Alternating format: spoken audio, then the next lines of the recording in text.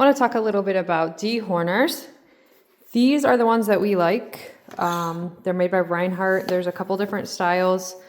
I wish that they made one that was halfway in between these two.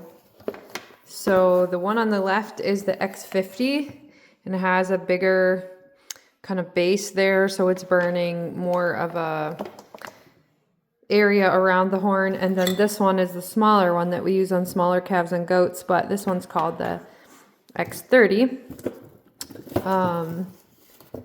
But these are made in Indiana, and so we usually have two of them of each kind.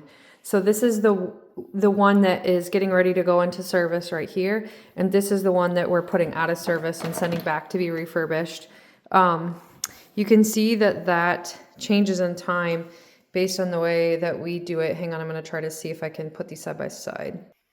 So the metal, as you can see, thins out and sometimes changes shape and time because of the force that we use to get that horn butt off. And then this is not brand new. They refurbish them, so we send them back and then they send them to us ready to go. But this one is not safe anymore. Let's see if I can show you. This is moving, which it should not be doing. And there's a piece right here that is like corroded and cracked. So that bad boy is going back to sender. So then they refurbish them, they go through them, they'll change out the guts and the pieces that need to be done, and then they send us this one back. So this one has shipping labels on it already. You can see we have like all kinds of notes in here. And then this is our other one. We call this one the donut, and we call this one the apple core because we can't keep track of the names. And then I usually coil my cords more like this in a circle. I don't like wrapping them around. Some people have a habit of wrapping their cords really tightly like that.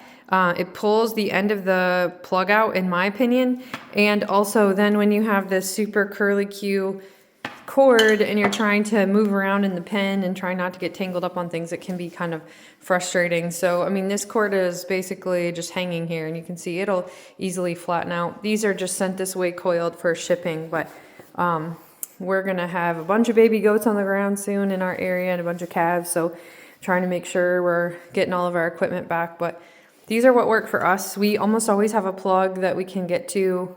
Even farms that don't have electricity have generators, and we have a generator box that is like a battery pack that we can take that also works. So some tips on dehorning.